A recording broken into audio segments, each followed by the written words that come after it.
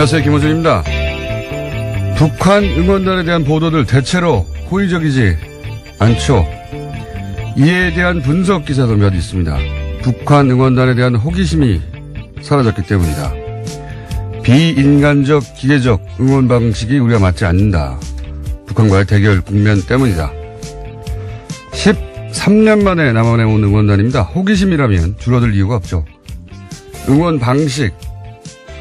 북한 응원단이 처음 왔을 때도 우리 정서와 그 방식이 맞아서 인기 있었던 건 아닙니다. 따지고 보면 구호에 맞춰 같은 동작을 기계적, 집단적으로 반복하는 건 예를 들면 우리 연고전도 마찬가지죠.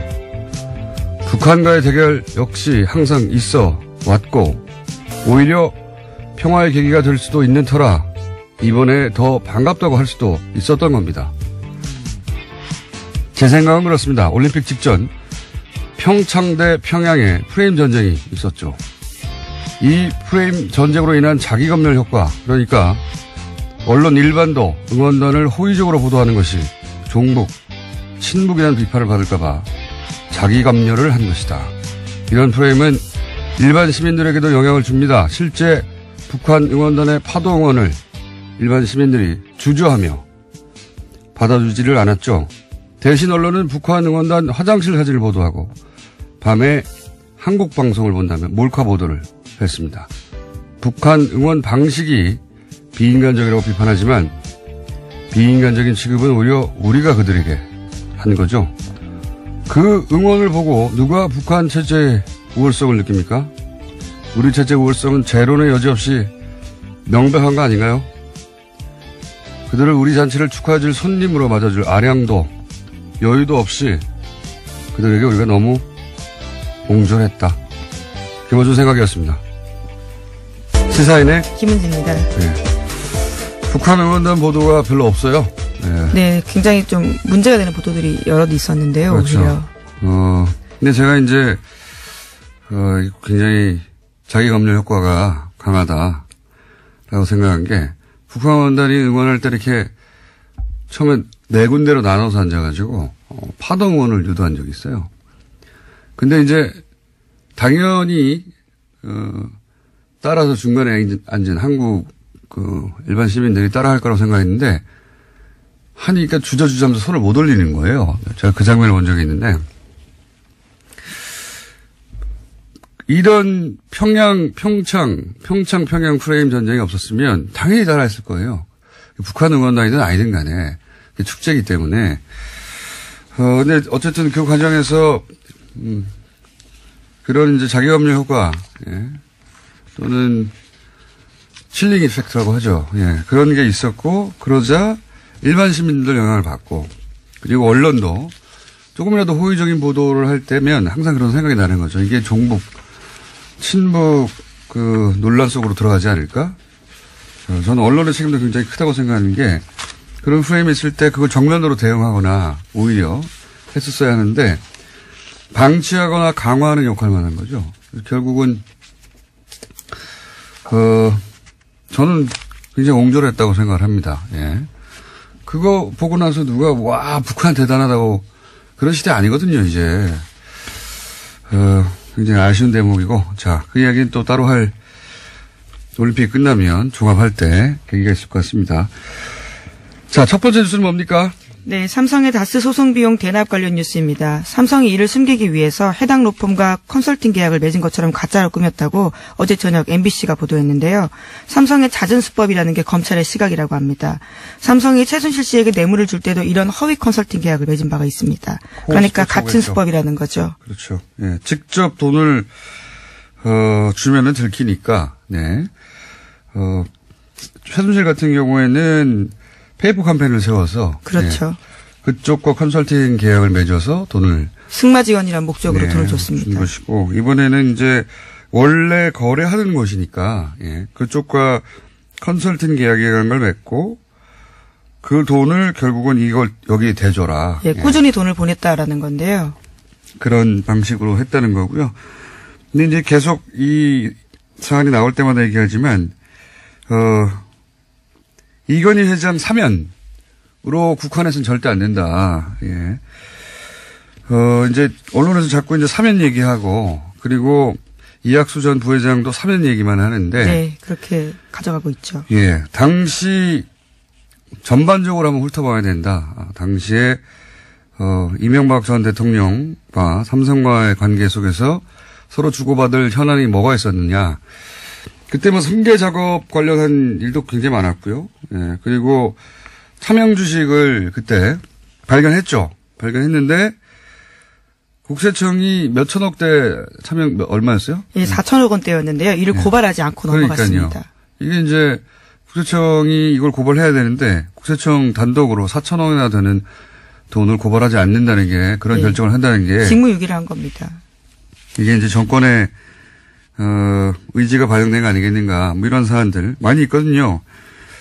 절대 사면에서 수사를 끝내면 안 된다. 이학수 전 부회장이 이렇게 일찍 사실은 모든 걸 인정한 셈이잖아요. 네, 예. 어제도 말씀드렸는데요. 몰아주기 한 셈입니다. 예. 딱 거기로만. 이건희 회장에게 몰아주고 사면으로 몰아주기. 이제 그러니까 여기서 끝내자는 제스처인데 이걸 받아주면 검찰이 그러니까 사면에서 끝내버리면 검찰이 또다시 삼성에 농락당하는 거다. 삼성이 국가 시스템을 무력화한 세월이 굉장히 긴데요. 이번에야말로 제대로 단죄하지 않으면 언제 다시 이런 기회가 오겠는가 그런 생각도 들고 이렇게 삼성이 선을 딱 그어서 여기까지예요 한 거를 검찰이 그대로 받아주면 농락당하는 거죠 또다시. 자, 근데 이제 빵 터진 뉴스가 또 하나 있어요. 네, 이 와중에 이명박 전 대통령의 꼼꼼함을 볼 수 있는 오늘 아침 동아일보 보도가 있는데요. 심지어 삼성이 다스와 이러한 허위 계약을 맺은 다음에 이명박 전 대통령 쪽에 해당 소송 비용 중 남은 돈을 받기로 약정했다라고 합니다. 김백준 전 총무기획관과 이학수 전 삼성그룹 부회장의 진술도 뒷받침을 하고 있는데요.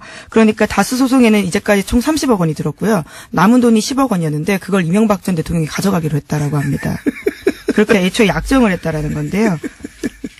저는 이 기사 보고 빵 터졌어요. 네. 오랜 세월 이명박 연구가로서 그럼 그렇지. 이대범을 보고 역시 내가 아는 이명박 대통령이구나. 다시 한번 인정하지 않을 수 없었습니다. 예. 남의 돈으로 소송을 했잖아요. 남의 돈으로. 잔돈 가져와라 이거예요. 예, 그 돈도 아꼈지만요. 또 남은 돈이 있다라는 것에 대해서 변호사를 줄 수 없다라면서 김백준 전 기획관에게 시켜서 돈 가지고 오라고 했다고 합니다. 이분은 말이죠. 어떤 돈도 귀하게 여기는 분이거든요. 예. 돈을 허투루 보지 않는 분이에요. 그게 원래 내 돈이 아니다. 이런 생각은 없어요. 예. 수중으로 들어오면 박박 긁어서 가져가시는 분이기 때문에 또 재밌는 것은 이 당시 미국 법무법인은 삼성에서 이제 40억 받았는데 자기들이 30억만 썼으면서도 다 썼다고 이제 한번 사기를 친 거예요. 사기. 주지 않으려고 했던 거죠. 사기를 쳤는데 그 상대가 이 분야의 대선배거든요. 이명박 전 대통령. 예, 속지 않았습니다. 통할 리가 있습니까? 예. 모든 돈을 귀하게 여기는 분이기 때문에 박박 긁어가지고. 예. 예, 소송 비용으로 다 썼다라고 이야기했지만 절대 넘어가지 않고요. 남은 10억 원 가지고 오라고 했다고 합니다. 그것도 김백준 전 기획관에게요. 예, 남은 10억이 남았다는 사실도 알아내는. 네. 네. 그리고 애초에 약정할 때도 그러한 내용들을 썼다라고 합니다. 남으면 가져간다고. 예. 예. 훌륭한 분입니다. 예. 돈을 향한 어떤 순수한 열정 같은 게 저는 여기서 다시 한번 확인되고 역시 내가 아는 분이 맞구나. 이 사건을 통해서도 다시 한번 드러납니다. 네, 하지만 이명박 전 대통령은 공식적으로는요. 이 소송에 관여한 바 전혀 없다라고 부인하고 있긴 합니다. 그렇죠. 근데 이제 김백준 씨라든가 이학수 전 부회장까지도 관련 진술을 돈을 했다라고 주고받은 하는데. 사람들이 다 얘기하고 있어요. 예, 여기 대해서 제가 계속 줄기차게 얘기하지만 이걸 이제 이명박 전 대통령 측이라고 표현되는 뭐 참모들이나 변호인들이나 이런 분들이 나와서 여전히 관련이 없다. 여전히 몰랐다. 이런 얘기 하고 있지 않습니까? 제가 이제 빨리 옆을 떠나는 게 좋다고 자꾸 말씀드렸는데 이명박 전 대통령은 변호하는 입장에서 최악의 의뢰인이에요. 최악의 피의자고 왜냐면은 저도 이제 소송을 많이 해봤지만 피의자가 되면 적어도 변호인은 그 진실을 샅샅이 알고 있어야 돼요. 그래야지 거기에 따른 변론 전략을 세우는 거거든요. 근데 이제 모른다고 해가지고 사실이 아니라고 해서 변론 전략을 세우고 변호를 하고 옆에서 이제 옹호를 해줬는데 물증이 나오고 막 다른 사람 증언이 나오고. 가장 가까운 사람들이 증언이 나오기 시작했습니다. 그러니까 뭐 녹취 같은 게 나오고 서류가 나오고 망하는 거거든요. 근데 이명박 전 대통령은 마지막 순간까지 계속해서 부인하거나 거짓말하거나 재판정에 서서도 계속 끝까지 이런 태도로 일관할 거거든요. 네, 스스로 그런 바가 없다라고 믿고 있는 게 아닌가 싶을 정도인데요. 이분은 그렇게 해서 다 통했기 때문에 이번에도 이 전략 위에는 모르는 분이에요. 평생 항상 모른다. 나는 상관이 없다. 밑에서 했다. 또는 뭐 상대가 거짓말이다. 내가 사기를 당했다. 오로지 피해자가 되거나 자기는 모른다고. 혹은 자기가 지시한 일이 있는데도 없다고 하는 모두를 버릴 수 있는 분이에요. 근데 그분들이 다 가장 최측근이기 때문에 이번에는 이 방법이 통하지 않을 텐데도 불구하고 지금 열심히 주변에서 뭐 측근 혹은 뭐 측 이렇게 나와서 반론을 제기하잖아요. 예. 네, 근데 말씀처럼요. 내부에서도 지금 흔들리고 있다라는 기류를 JTBC가 전한 바가 있는데요. 측근 멘트 인용해서 대외적으로 어떻게 설명해야 될지 헷갈려하는 참모도 있다라고 이야기합니다. 드디어 내부에서도 이제 혼란이 시작된 거죠. 얘기를 하면 그 다음날 다른 증거가 나오고 다른 증언이 나오고. 자, 이 사안은 여기까지 하고요. 자, 다음 뉴스 넘어가겠습니다. 네, 다스 협력업체 금강의 이영배 대표가 오늘 새벽 구속됐습니다. 이 씨는 이명박 전 대통령의 차명 재산을 관리한다고 알려진 인물인데요. 앞서 또 다른 재산 관리인 이병모 청계재단 사무국장 기억하실 텐데 이 사람이 구속된 데 이어서 이영배 대표까지 구속되면서 이명박 전 대통령이 코너에 몰렸습니다. 설 연휴 첫날 저희가 한번 구분해드린 적이 있는데 그날 그렇죠. 방송을 못 들은 분들을 위해서 잠시 구분해드리면 이름이 또 비슷해가지고. 그렇죠. 성도 같습니다.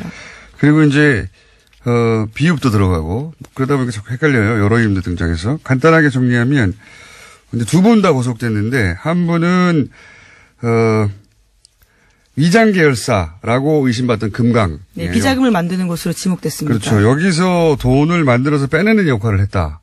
이렇게 보시면 되고, 그리고 이제 아들 이시영 씨에게 우회 승계를 하는데 도움을 준 위장 계열사를 운영한 분이고, 회사를 운영하는 분이고. 네, 담보도 없이 저리로 돈을 빌려줬다라고 합니다. 예. 그리고 이병모 씨는 제가 이제 지난주부터 총계 소굴로 부르기 시작했는데, 왜냐하면 모든 범죄가 여기서 총괄됐기 때문에, 그리고 모든 범죄 관련 증거들이 여기 은닉되어 있었기 때문에, 그런데 여기서 이병모 씨는 그렇게 해서 만들어진 돈을 관리하거나, 그러니까 이상은 김재정 씨 차명재산을 관리하거나 차명부동산을 관리하거나 만들어진 재산을 관리하던 분이고, 이 영배 씨는 그런 돈을 만들어내던 것이고, 이렇게 크게 이해하시면 뭐 맞습니다, 대충. 예. 네, 근데 두 분 다 구속됐다는 사실도 굉장히 중요한데요. 과거에는 재산관리인으로 지목됐을 때, 그러니까 2008년에 정호윤 특검 수사 때는요, 자신이 아니다라고요, 재산관리인이 아니라고 기자회견한 바가 있습니다. 그렇습니다. 두 사람 다 그때는 다 부인했는데 이번엔 다 인정하고 있죠. 네, 자신들이 네, 이병모 국장은 진술을 적극적으로 하고 있다고 합니다. 네, 자신이 관리했던 재산이 이명박 전 대통령의 것이라고. 이 두 사람이 이렇게 돌아선 이상 사실은 오히려 이명박 전 대통령보다 더 확실한 기록과 관리 페이퍼가 있을 거거든요. 그 기록만 찾으면 사실은 끝난 거죠. 예. 네, 실제로 검찰이 이병모 국장의 자동차에서 압수한 외장하드가 있는데요. 여기에는 다수 주식은 물론이고 차명재산 관련된 세금, 입출금 내역 이런 식으로 해당 재산의 주인들이 실제로 알 수 있는 내용들이 굉장히 많다라고 합니다. 근데 여전히 이제 이명박 전 대통령 측에서는 도곡동 땅 같은 경우에 도곡동 땅이 핵심이거든요. 그 땅에서부터 모든 게 시작됐기 때문에. 은 자신과 무관하다, 네. 라고 이제 주장하고 있는데. 심지어 그 당사자들이 자신의 혐의를 벗기 위해서 거짓말하고 있다는 식으로 몰아붙이고 있습니다. 그러니까 원래 상대가 거짓말하거나 내가 사기를 당했거나 상관이 없거나 그렇게 얘기해 왔어요. 항상 이런 의혹이 있을 때마다. 그런데 그 방식으로 어제도 얘기했지만 대통령까지 됐기 때문에 다른 방식은 사용하지 않을 것이고 앞으로도 지속적으로 모른다, 사기를 당했다, 저 사람들이 거짓말한다라고 계속 할 텐데 이번에는 안 통할 것 같습니다. 자, 다음 뉴스는요? 네, 북미 대화를 원한다라는 미국의 메시지가 점점 분명해지고 있습니다. 렉스 틸러슨 국무장관이 지난 17일 CBS 방송에서 한 말인데요. 북한이 나에게 대화할 준비가 돼 있다고 말하기를 귀 기울이고 있다라고 밝혔습니다. 틸러슨 장관은 또 외무장관으로서 나의 일은 우리가 대화 채널을 열어놓고 있다는 것을 북한이 알도록 하는 것이다라는 말도 했습니다. 그 사용하는 단어들이 좀 구체하긴 해요. 대화면 대화지 무슨 탐색전 대화가 어딨고. 대화를 하면 대화를 하는 거죠, 그냥. 그리고 대화를 하는 이유는 결국은 이제 협상을 하기 위한 것인데 대화가 협상은 아니다라고 둘이 사귀합니까? 다 결국 협상하려고 하는 거지. 그렇긴 한데 어쨌든 북미 대화가 있을 거란 분명한 징후가 계속 보이고 있습니다. 네. 자, 그런 이야기가 미국에서 계속 흘러나오고 있고요. 다음 뉴스는요? 네, 또 로버트 뮬러 특검이 재작년 대선에 개입한 혐의로 러시아 인사 13명가요. 기관 3곳을 기소했다라고 합니다. 이에 대해서 트럼프 대통령은 일절 부인하고 있는데요. 자신은 러시아가 선거에 개입하지 않았다고 말한 적이 없다라면서 아예 발뺌까지 하고 있습니다. 여기서 기소한 건 제가 작년 말에 한번 언급한 기억이 나는데 러시아 댓글 부대예요. 여기가 이제 회사 이름이 인터넷 리서치 에이전시. 최근엔 글라브세스 이름을 바꿔서 러시아로 예. 바꿨는데 여기가 댓글 공장이에요. 러시아. 예, 댓글 공장. 여기서 미국 포함해서 미국뿐만 아니라 서방을 상대로 해서 사회 혼란, 분열을 목적으로 가짜 뉴스를 만들려고 뿌렸다. 이런 거거든요. 근데 이제 특히 미국 대선과 관련해서는 페이스북, 트위터, 커뮤니티 뭐 이런 각종 게시판에다가 가짜 계정, 가짜 게시물, 가짜 뉴스 그거를 매크로. 그렇죠. 프로그램을 사용해서요. 예. 최근에 이제 네이버도 이 매크로를 사용한 대량 댓글을 만들어내는 거 아니냐 이런 의혹을 제가 계속 제기하고 있는데 그 전형적인 패턴이에요. 예. 근데 이런 걸 만들어서 지난 대선에 어떤 뉴스를 뿌렸냐면 힐러리한테는 불리하고 트럼프한테는 유리한 대량의 기사를 만들어냈다는 겁니다. 네, 예. 그 규모가 어마어마한데요. 직원들의 게시글이 1억 2,600만 명에게 전달됐다라고 이번에 조사됐다고 합니다. 우리나라 국정원 시발단 댓글 공작 그 기법이 근본적으로 똑같아요. 완전히 똑같고 여기 왜냐하면 기법이 다를 수가 없어요. 예, 전 세계적으로. 차이는 우리는 이제 자국민을 상대로 했다는 거고 여기는 미국이나 서방 자신들이 생각하는 라이벌이나 적국을 상대로 했다는 게 차이가 있는 거고 그러니까 거기는 댓글 공작을 상대 국가를 향해서 한 것이고 예, 우리는 우리 국민을 상대로 심리전을 한 것이죠. 예. 요 얘기는 댓글 매크로가 국내에서도 사용되고 있나 계속 추적하고 있는 바인데 제가 묶어서 한번 전문가 저희가 초대해서 자세히 한번 다뤄볼 생각입니다. 근데 어쨌든 국내에서 있었던 것 같은 기법, 똑같은 기법이에요. 자세히 읽어보면 기사도 많이 나왔는데 그런 기법으로 미국의 선거를 선거에 개입했다고 대선에, 예. 지금 그 미국 특검이 러시아 사람들을 기소했습니다. 기소한 겁니다. 오늘 여기까지 해야 되겠습니다. 시사인의 김은지였습니다. 감사합니다. 자, 여기서 저희가 이제 삼성의 다스 소송비 대납 의혹을 다뤘는데, 이에 대해서 이명박 전 대통령 측은 미국 로펌 에이킨 건프에서 무료 변론을 미끼로 접근해서 사기를 당했다고 주장하고 있죠. 과연 이게 가능한 이야기인지 당시 소송 상대방 당사자인 옵셔널을 변호했던 미국의 메리리 변호사 전화 연결해서 한번 물어보겠습니다. 안녕하세요, 변호사님. 안녕하세요, 공장장님. 네, 반갑습니다. 자, 네. 우선 이 소송을 맡은 미국의 로펌 에이킨 건프 굉장히 유명한 큰 회사라고 하는데 이 회사가 어떤 로펌인지 좀 소개를 해 주십시오.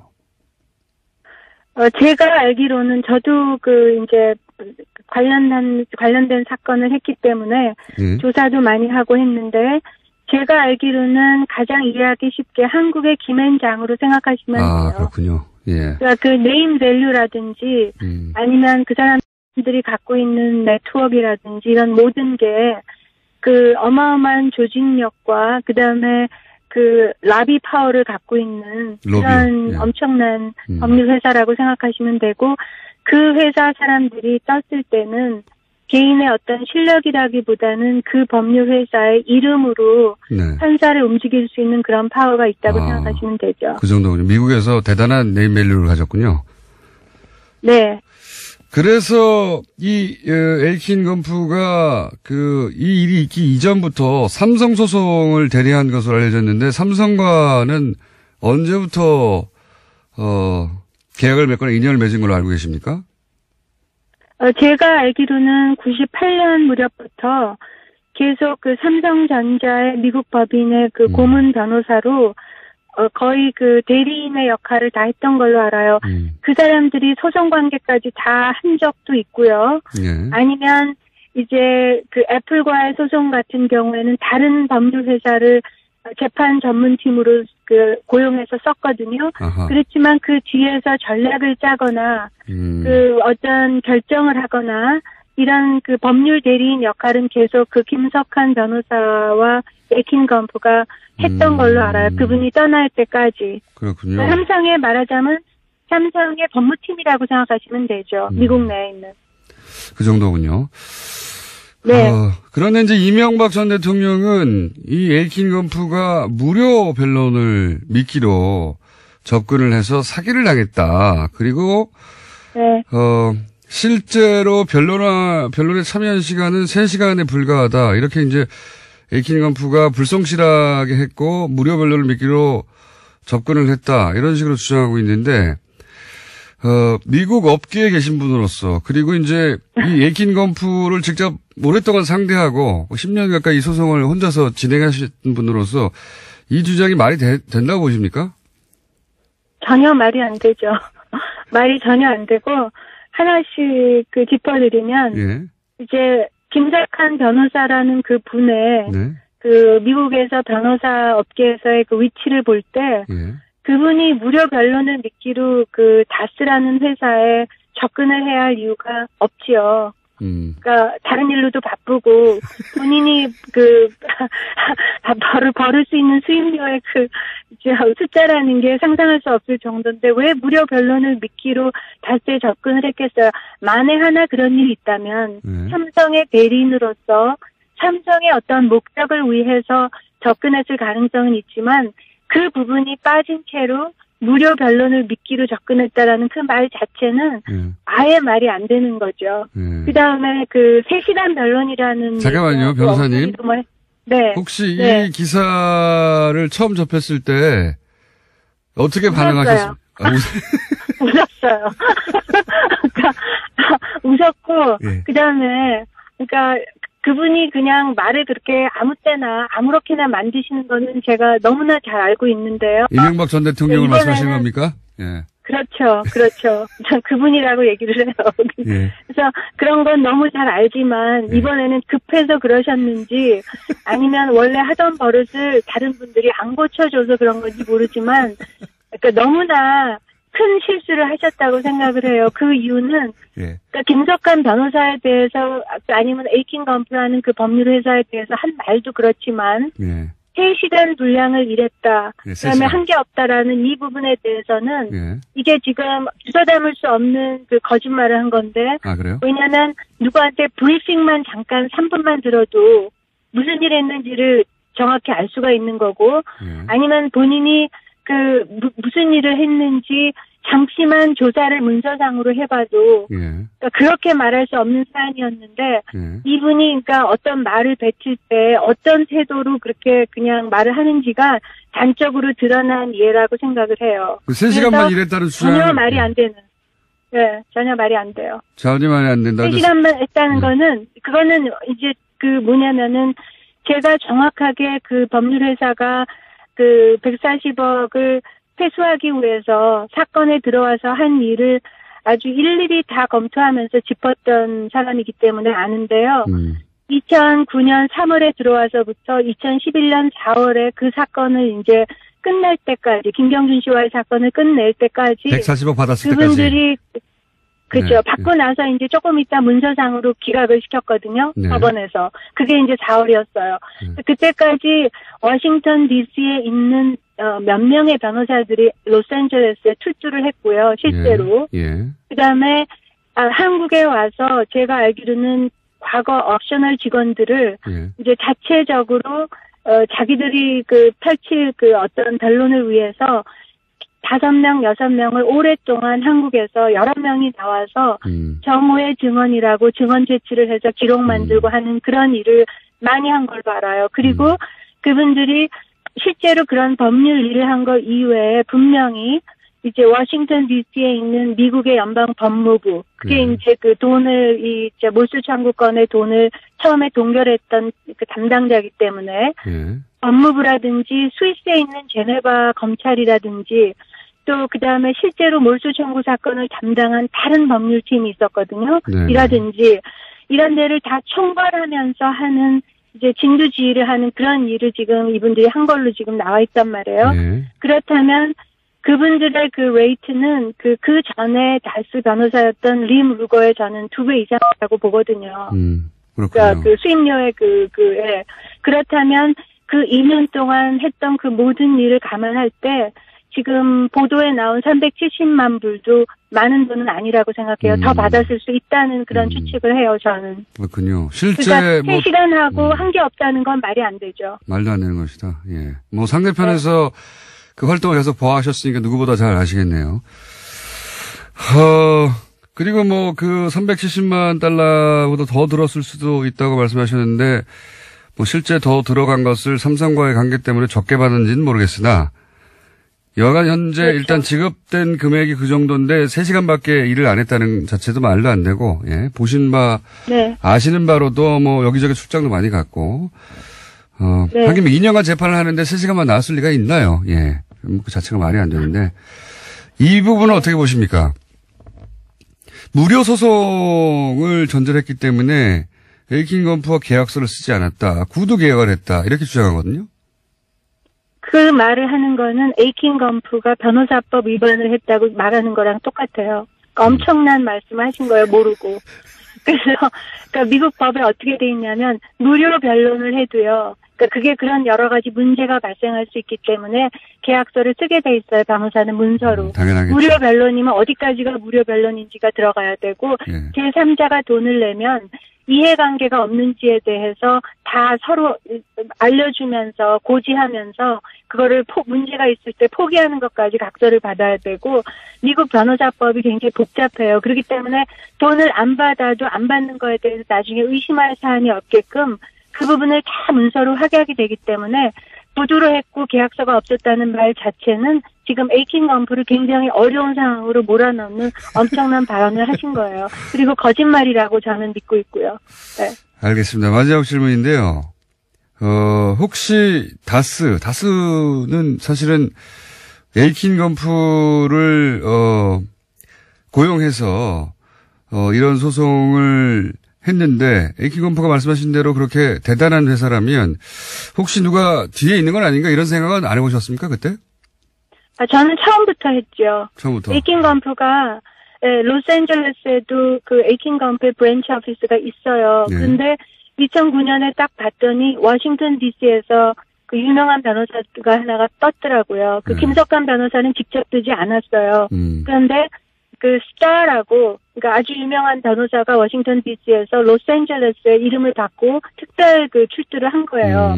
그래서 일을 워싱턴 DC에서 하는 걸 보고 저는 그때 알았어요. 그냥 그러니까 누가 돈을 대는 건지는 몰랐지만 저는 항상 돈을 누군가가 대고 있고 저는 현대를 의심하고 있었죠. 현대 아니면 기아. 왜냐하면 왜 그러냐 하면 자동차 업계에서 서로 관계가 있잖아요. 그 그렇죠. 옛날에 거기 일했었고 그리고 현대가 많은 베네핏을 대통령한테 얻고 있는 걸로 그냥 저는 추측이 됐기 때문에 얼마든지 현대와는 그런 거래가 있을 수 있다. 그건 사건 하나 몰아주면서 50만 불 받을 걸 100만 불 청구를 하면 되는 거거든요. 아주 그렇죠. 간단해요. 그리고 100만 불 받을 걸 300만 불 이쪽에 청구하면 되기 때문에 이렇게 나간 기록을 만들 필요도 없이 자체 회사에서 빌링한 것처럼 만들어서 얼마든지 할 수 있는 구조라 저는 그런 회사들을 의심하면서 분명히 다른 회사에서 내고 있다고 저는 100% 확신을 하고 있었어요. 그거는 왜냐? 제가 아는 그분은 대통령이 된 다음에도 우리 같은 불쌍한 사람들 140억도 포기를 못하고 죽어도 싸워서 죽어도 어떻게 해서라도 가져가야 되겠다고 하시는 분이기 때문에 그게 에이킨 건프의 레이트면 내가 상식적으로 생각할 때는 마지막까지 다 했을 때는 거의 남는 게 없는 그런 장사라고 생각이 들었거든요. 에이킨 건프를 고용해가지고 그 돈을 돌려받으면 돌려받을지 못할 수도 있는데 다 끝나고 나면 변호사비로 나가는 거예요. 변호사비로 나갈 그 정도 일이었기 때문에 그 정도의 그런 그 레벨이기 때문에 저는 에이킹 건프가 떴을 때 그거는 본인 돈으로 할 수가 없는 그 상황이다라는 거를 확실하게 믿었고 계속 누가 되냐 그거를 이렇게 의심하면서 찾고 있었어요. 근데 삼성이라고는 상상도 안 했어요. 근데 마침 상상이 나오고 나서 봤더니 이제 이해가 다 가는 거죠. 예. 삼성 정도면 이렇게 할 수 있었겠구나. 예.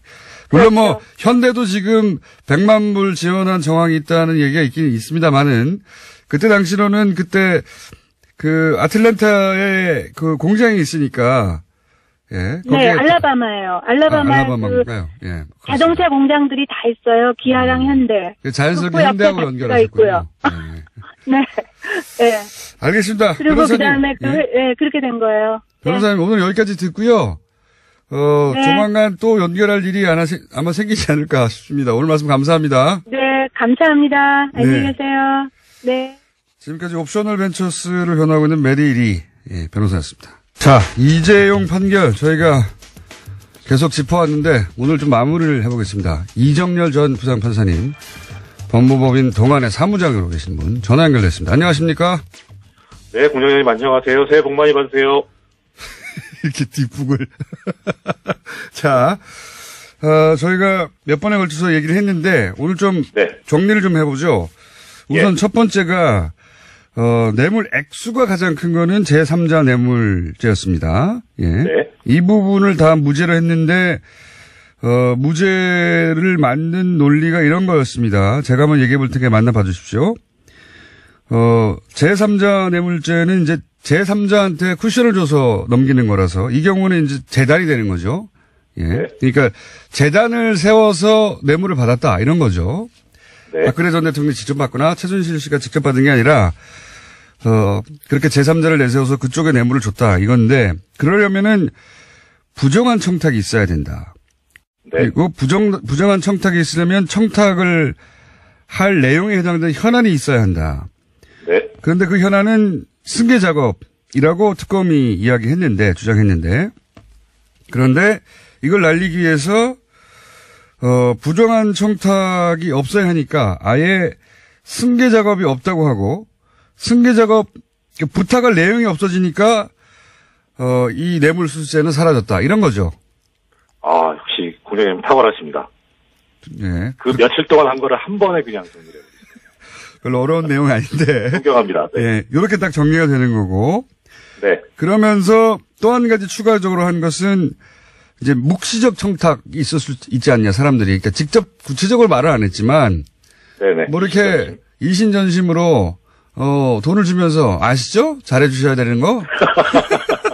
이렇게 할 경우 상대방도 알지. 거기 구체적 내용은 하나도 없지만 이게 청탁이 될 수 있다. 그런 걸 이제 묵시적 청탁이라고. 그러니까 서로 알아야 되는 거죠. 서로.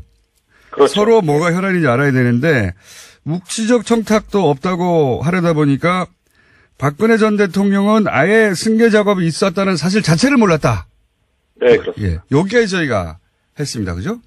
네네. 진도가 여기까지 나가서 그래서 아예 이제 그 승계 작업, 삼성의 수거원인 20년째 진행되고 있는 승계 작업 자체가 없었다고 재판부가 다 날려버렸는데 네. 그런데 이제 요 제3자 뇌물죄보다 형량에는 더 큰 혐의가 있었다면서요. 그걸 좀 설명해 주십시오. 네.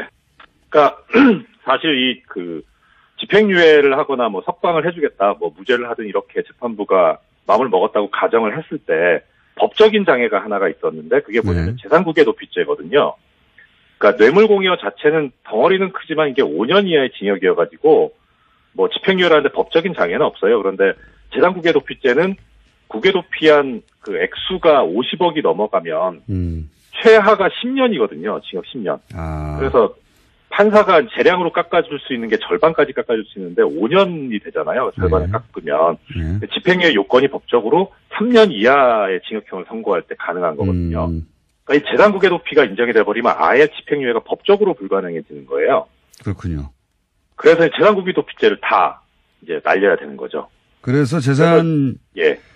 국외재산 도피죄가 전부 무죄가 돼버렸죠. 예. 그렇죠. 전부 무죄가 됐죠. 예. 그래서 사실 그 논리가 좀 해괴하긴 한데 너무 길어가지고 설명드리기는 좀 곤란하고, 예. 그 이재용 재판부 판결한 항소심에서도 스스로 스텝이 꼬인 부분이 좀 있습니다. 판례도 인용을 잘못한 부분이 있고요. 그렇군요. 그러니까 이제 그렇게 앞뒤가 그 자체 판결문 내에서도 앞뒤가 안 맞는다는 거죠. 지금 말씀하시는 거죠. 그렇죠. 예, 그렇습니다. 그러니까 이게 무죄를 억지로 만들어내는 거 아니겠는가 이렇게 생각할 수밖에 없다는 거죠. 예. 사실 그게 알려지지는 않았는데 법률가 입장에서 보면 이게 없어져야만 집행유예가 되겠구나라고 법률가들은 아는 거죠. 법정형 자체가 높아버렸기 때문에요. 제3자 뇌물죄에 이제 다들 이제 포커스를 맞춰서 설명해 갖고 저희도 그랬는데 그런데 숨어 있는 원포인트가 국외재산 도피 이게 50억이 넘으면 최소가 10년이기 때문에 이걸 인정하면은 도저히 집행유예가 안 돼서 이 국외재산 도피죄는 전부 다 털어줬다는 의구심을 가질 수 있는 것이 형량도 그렇지만 판결문을 보면 내부적으로 서로 충돌하는 모순되는 논리가 동원됐다. 예, 그렇습니다. 예. 그러니까 간단하게만 말씀드리면. 예, 간단하게 말씀하셔야 돼요. 네, 국외재산 도피가 그 혐의가 2개였는데 한 부분이 무죄가 된 거는 이게 자기가 그러니까 국외재산 도피가 국부를 외부로 유출하는 거니까 자기 재산을 빼돌리는 거잖아요. 그렇죠. 그러니까 자기 재산이어야 되거든요. 근데 하나는 무죄로 한 논리가 뭐냐면 이게 자기 재산이 아니고 뇌물 주려고 한 거다. 그러니까 자기 재산이 아니다. 그렇죠. 예, 그거였거든요. 근데 또 하나 무죄가 된 건 뭐였냐면 그 허위로 예금 거래를 신고했다고 하는데 그 신고한 사유가 뭐냐면 마필이나 차량 구입 용도 이렇게 쓴 거예요. 말 구입하겠다. 근데 이 재판부 그 판결에서는 말 소유권이 삼성에 있었다고 그랬잖아요. 최순실한테 있는 게 아니고. 그러니까 자기 재산이잖아요. 아하. 그럼 자기 재산 빼돌린 거잖아요. 그러니까 밖으로 빼돌린 게 두 가지인데 네. 하나는 최순실한테 줬으니까 이미 자기 재산이 아니기 때문에 자기 재산을 빼돌려야 국외재산 도피지 하고 봐줬고 두 번째는 말인데 말은 또 빼줬단 말이죠. 근데 그 빼줄 때의 논리가 말은 삼성 거라고 빼줬단 말이죠. 삼성 거라고. 그러니까 빼줄 때 논리는 뭐였냐면 어떻든 말을 샀잖냐. 그러니까 허위가 아니잖냐 이렇게 빼줬는데 그거를 곰곰이 들어가 보면은 그 말 소유권은 삼성에 있었으니까 그렇죠. 앞에 거하고 안 맞아버린 거죠. 하나는 둘 다 돈이 밖으로 나간 건데 하나는 자기 재산이 아니니까 하고 빼줬고 두 번째 말 부분은 다른 혐의를 털어주다 보니까 이 말은 삼성 거라고 해서 그러면 삼성 재산이 여전히 됐단 말이죠. 네, 그러니까 그렇죠. 말 산 돈이 빠져나간 건 적어도 국외재산 도피로 그 논리라면 적용해야 되는데 그렇죠. 둘 다 빼주기 위해서 서로 모순되는 논리를 적용했다. 그렇죠. 예. 잘 설명하셨고요. 제가 잘 알아들었습니다. 자, 요거는 그 판사님만 짚어낸 포인트입니다. 벌써 시간이 안 나오셔가지고 몇 분 안 남았는데 한 가지만 더 여쭤보겠습니다. 말 소유권을 1심 때는 그죠? 네. 1심 때는 결국 말은 최순실 것이다 이렇게 판결하는 셈이고 2심 때는 아니다 삼성에 있는 것이다 판결했어요. 결정적으로 제가 궁금한 것은 2심은 그렇게 털어줬다고 쳐요. 근데 1심은 왜 말이 최순실 거라고 판결한 겁니까? 그때 삼성에서 이 말은 우리 거요 하고 이제 계약서를 내놨지 않습니까? 그 계약서의 내용은 자기들이 말을 처분할 수 있다는 내용인데 말을 처분할 수 있다는 건 결국 내 거라는 소리니까 삼성이 그 계약서를 근거로 이 말은 우리 거요 이렇게 주장했단 말이죠. 그렇죠. 근데 왜 이 계약서가 부인됐죠? 그 합의서가 제출이 됐는데 그 합의서가 재판 과정에서 제출이 됐고 작성일자도 재판 과정, 1심 재판 과정에 있는 일자였어요. 그래서 재판부에서 보기에 이 합의서 내용을 보니까 재판에서 쟁점이 되는 사항들이 다 들어가 있는 거예요, 그 합의서에. 그러니까 이제 문제가 될 만한 건 다 법적으로 제거를 하겠다고 법률가들이 애를 쓰신 거죠. 그러니까 보는 입장에서 보니까 이거 이 재판에서 유리하게 쓰려고 만들어낸 거 아니냐.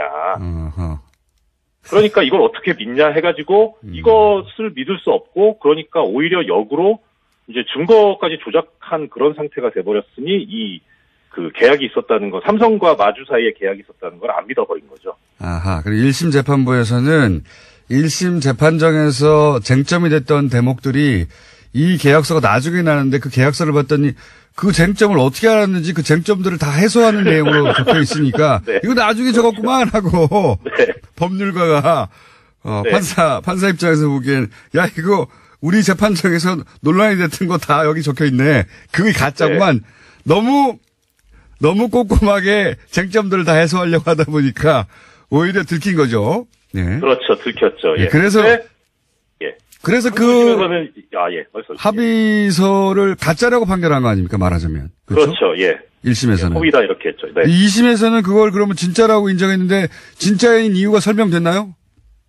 진짜라고 인정한 것 같지도 않고 이 부분에서 아무 얘기가 없어요. 그래서 뭘 어떻게 이걸 진짜라고 본 건지 저도 되게 궁금한데 몇 번 찾아봐도 안 나와가지고 아예 그냥 그게 문제가 되니까 눈을 감은 거 아닌가. 그러니까 다른 진술만 가지고 이제 다른 사람의 증언이나 진술만 가지고 말 소유권이 삼성에 있다 이렇게 그냥 인정을 했더라고요. 예. 하여튼 이 판결문을 저도 사실은 읽어봤는데 160페이지가 넘어요. 근데 네. 앞에 부분은 뭐 그렇다 치고 뒤로 가면 갈수록 이거 말이 앞뒤가 안 맞잖아 이런 대목 계속 나옵니다. 제가 봐도. 예. 근데 이제 전문가들이 보면 더 그렇겠죠. 요렇게 일단 정리를 하겠습니다. 앞으로 네. 이재용 삼성 부회장 관련 얘기가 나올 때마다 또 모셔서 또 얘기를 하긴 할 텐데요. 예. 네. 일단은 판결문에 관해서는 여기까지 정리를 하고 큰 골자는 정리된 것 같으니까. 네. 한 가지 더 여쭤보겠습니다. 우병우 전 민정수석이 네. 지금 곧 1심 판결이 있을 예정인데, 요거 이제, 네네. 언론의 관심이 약간 벗어나 있는데, 검찰은 8년을 구형했어요. 예. 네. 그리고, 진작에 선고율이 잡혔다가 지금 예. 뒤로 미뤄졌습니다. 예. 미뤄졌는데, 1심 판결은 어떻게 예상하십니까? 그렇게 직권남용죄가 인정 범위가 판례상 넓지가 않아가지고 약간 좀 걱정은 되는데요. 일단 선고가 연기됐던 거 이유만 조금 짐작을 해보자면, 네. 원래 14일 날 선고하기로 돼 있었잖아요. 그렇죠. 근데 이게 22일로 연기가 됐는데, 예. 13일 날 최순실 사건 판결이 선고가 됐었어요. 예. 근데 거기에도 직권남용이 있거든요. 공범이니까. 그래서 이 최순실 판결에서 나오는 직권남용 부분을 좀 참고하려고 하는 게 아닌가 그런 생각이 들거든요. 그래서 최순실 판결에 나와 있는 거를 좀 참고를 해봐야 될 것 같은데 이런 그 연쇄 구조가 예를 들어서 지금 이재용 재판부에서 판결을 선고하고 그 이후에 최순실 판결이 선고가 되잖아요. 그러면서 이재용 부회장을 털어줬죠, 같이. 예, 그렇죠. 예. 근데 그 판결문을 이렇게 보니까 최순실 판결문에 보면 470페이지부터 471페이지까지 여기 승계 작업이 있었느냐 없었느냐를 써놨는데 이게 문장이 이재용 판결의 41페이지부터 43페이지 그걸 거의 베꼈어요. 그러니까 이재용 2심을 최순실 1심이 그대로 베꼈었다는 거죠, 논리를. 예, 그대로 베꼈어요. 조사하고 부사 정도 조금 바꿨고 거의 똑같거든요. 그래서 아마 최순실 판결문을 이 지금 우병우 재판에서 쓰려고 하는 게 아닌가 하는 그런. 그렇게 적용한다면 어떻게 됩니까? 시간 20초밖에 안 남았는데. 그렇게 된다면은 직권남용 폭넓게 인정이 됐기 때문에 그렇게 우병우 전 수석한테 유리한 재판이 선고될 것 같지는 않습니다. 그렇게 된다면 이 경우에는. 네. 알겠습니다. 자, 오늘 여기까지 하고요. 정호영 특검 얘기도 해야 되는데 오늘 여기까지만 해야 될 것 같습니다. 그 이야기는 다음에 하는 것으로. 오늘 말씀 감사합니다.